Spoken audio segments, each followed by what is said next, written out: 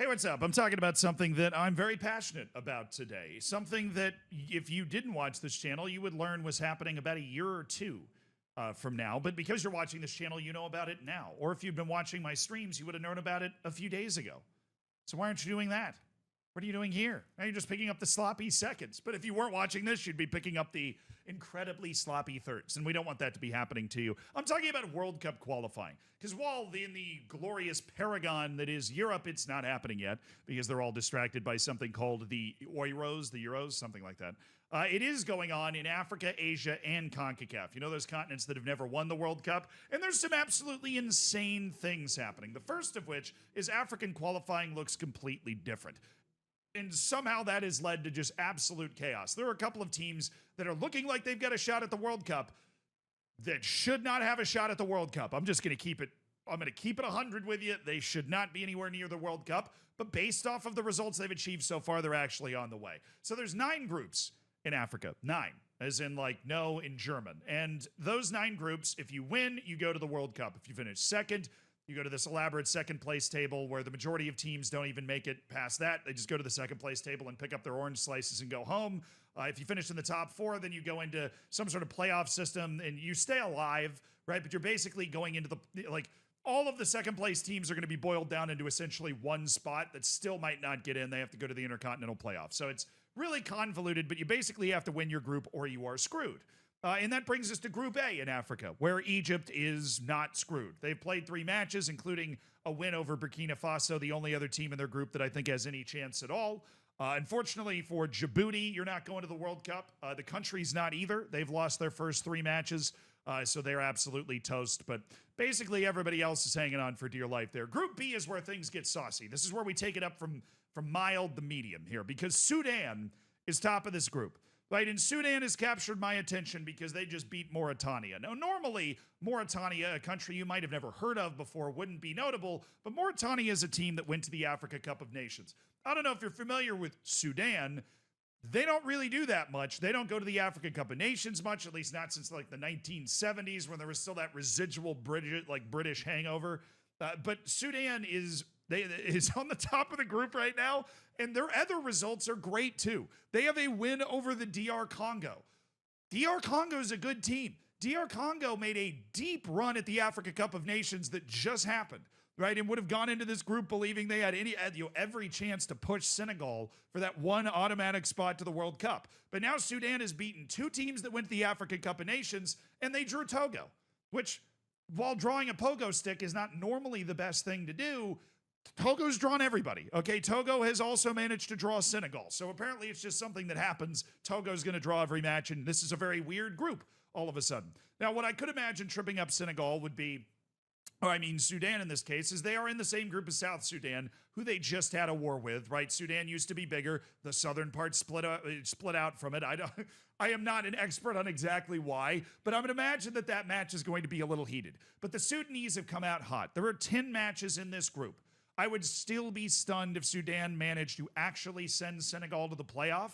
But if Sudan was going to send Senegal to the playoff, this is what it would look like.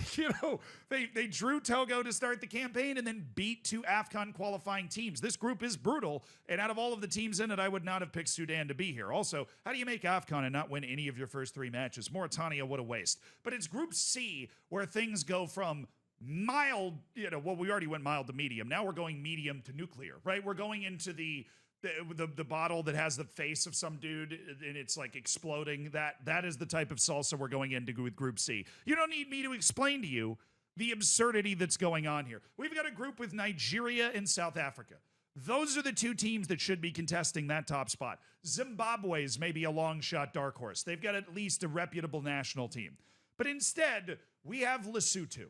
Lesotho is top of a World Cup qualifying group after 3 match days. And Lesotho started hot. They started by triggering a meltdown in the Nigerian FA because Lesotho and Nigeria drew the opening match. Everybody assumed that was a terrible result for Nigeria. Lesotho followed it up by drawing against Benin, which is a perfectly respectable team in West Africa. Benin's like the forgotten side between the Ghanas and Ivory Coast and Nigerias and Togos and Burkina Faso. It's all in that area. Benin's also in that area and has a few quality players, but Lesotho doesn't. I'm just going to be honest with you.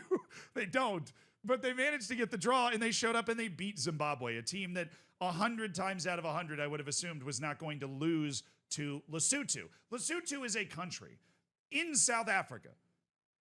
That's, like, I believe the only instance in the entire world where it's not a micronation where that is also true. Lesotho is a country inside of another country. It is a Russian nesting doll of a country. And its national team has never managed to do anything. This, on its own, being top of the group after 3 matches is the most amazing thing that the Lesotho national team has ever accomplished. They've never sniffed anything like this before. So while Sudan still isn't likely, this is impossible. I still want to say this is impossible. But if you want to root for Lesotho, they've got a match coming up against second place Rwanda in this group, as in the hotel, right? Rwanda and Lesotho are the top 2 teams in this group. And that match is coming up in the next couple of days.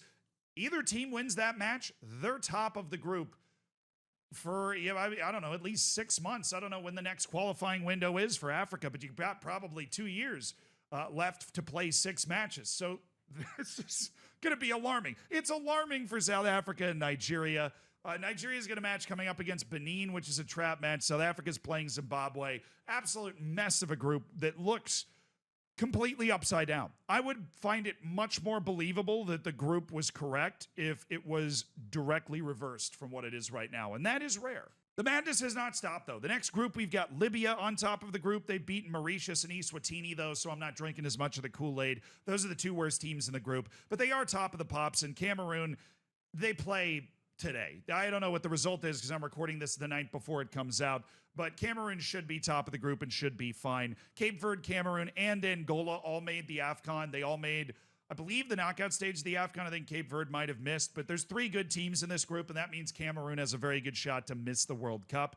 You've got Morocco top of their group. This is pretty much a cakewalk of a group because of, I'm assuming, a withdrawal. It's the only group that only has 5 teams instead of 6. And Zambia's just not that good. I mean, Zambia lost to Niger, so I think Morocco's fine. Group F's got Ivory Coast, who apparently after winning AFCON have decided to figure out their life, which is unfortunate for Gabon, who obviously lost 1-0 to Ivory Coast in the most recent match. But there's nobody else in this team that can hold a candle to anything because, is that a siren? That is a siren. Okay. This is what happens. So I try and talk about World Cup qualifying too early. The Gambia is an actually talented team that just sucks. There's no cure for just sucking. When they all get together and play, they suck. They lost to Burundi to open their qualifying campaign, and I lost all faith in them. The next group's got Algeria, Guinea, Uganda, and Mozambique, all at 6 points, which is somehow one of the most African World Cup qualifying things I've ever seen. The only loss for Algeria was against Guinea. Then Guinea lost to Botswana, which that's Botswana's only win. They lost to Uganda and Mozambique, so it's a very incestuous top 4. They've all kind of beaten up on each other. But Algeria has not been as good as they were a decade ago. And Guinea, much like the Gambia, is way more talented than they've played up to in African Cup of Nations play and African qualifying. Now they're finally kind of showing it. Uganda's definitely a pretender, and Mozambique doesn't suck. So maybe things could get interesting. I have no idea, but this format is bloodthirsty. You either win your group or you're probably not going to the World Cup. So the door is open for a lot of these teams, but my goodness. Group H has Tunisia at the top and Namibia in second. Equatorial Guinea probably would have been in second, but because Emilio Nsue is being punished for being Equatorial Guinean, but having played for the Spanish, whatever. I made a whole video about it with Emilio Nsue. But Equatorial Guinea had to forfeit their first 2 matches of qualifying, so Namibia is in second. But Namibia did make the AFCON knockouts. And then Group I, which, I mean, sure, dude, sure. We've got Madagascar and Comoros up at the top of the group. Ghana and Mali are faltering. Mali took the lead against Ghana and then blew it, because that's what Mali does. Right, and of course, Mali, when it's drawing its group, I believe Mali was the pot 1 team that went into this group. Got Ghana as a pot 2 team, which just feels unfair. Mali has still somehow never been to a World Cup. They're the most talented team in the world, in my opinion, that's never been to a World Cup. I don't think it's particularly close. And it looks like they're going to manage to fumble this again. Their draw was against the Central African Republic, by the way, whose abbreviation is CAR.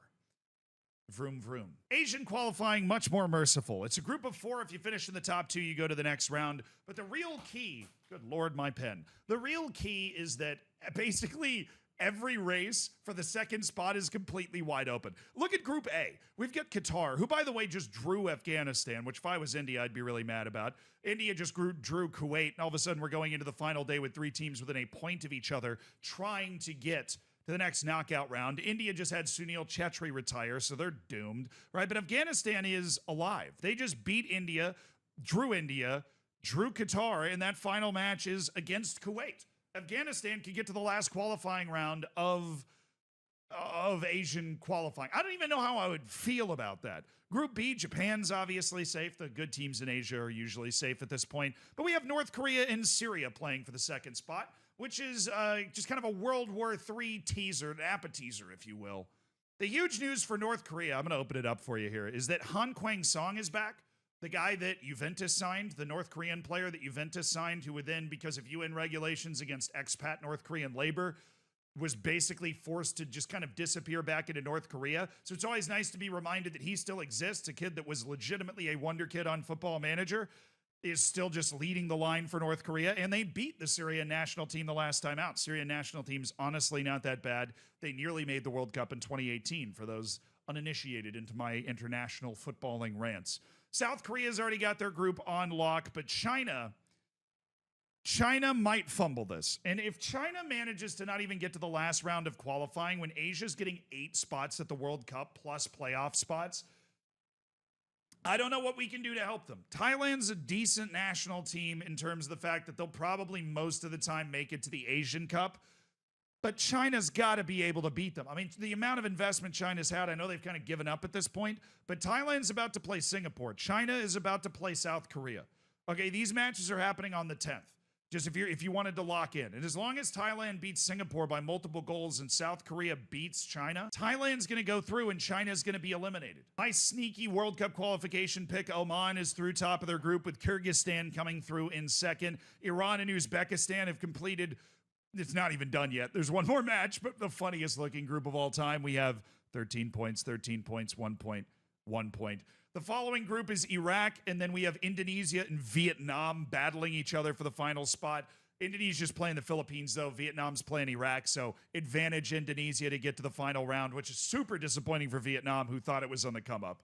Tajikistan, who got to the quarterfinals of the Asian Cup, are already out.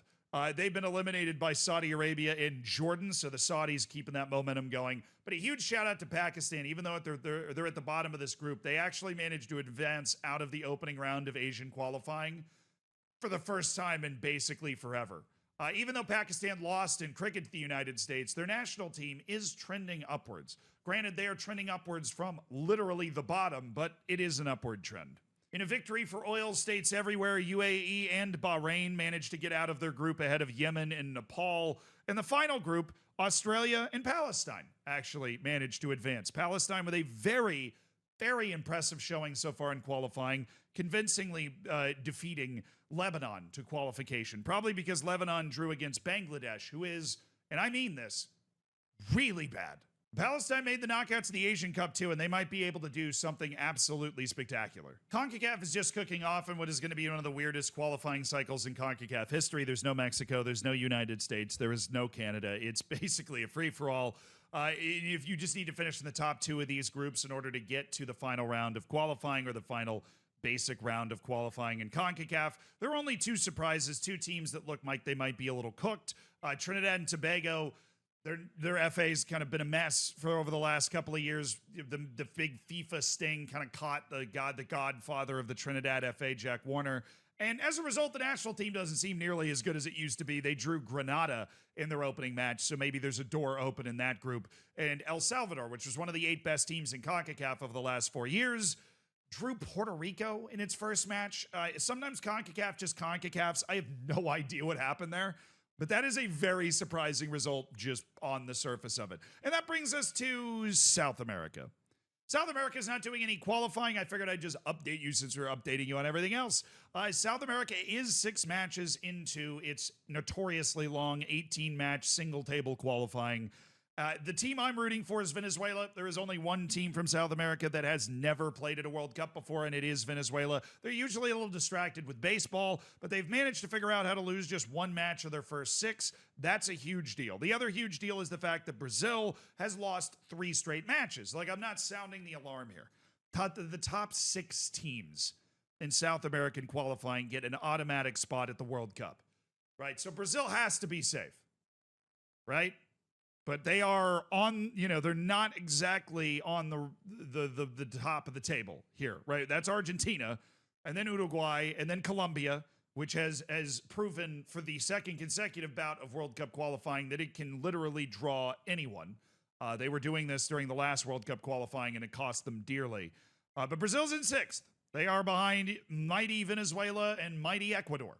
So we're going to see how that plays out. Oh, and Peru is bad. They have 2 points from their first 6 matches. So that's a new development. But at least they made the World Cup that one time, so they're probably fine now. But there are more World Cup matches coming up every single day. Next Tuesday is a huge day for Africa and Asia, where a lot of these, a lot of the Asian groups are going to be settled, and a lot of the African groups are going to be left to it. I know you'll be watching Lesotho against Rwanda on Tuesday after all of the hype, but you're caught up. You now know what's happening. Nothing is going to catch you by surprise. And there are a couple of massive upsets in the making. Puerto Rico, I'm feeling it.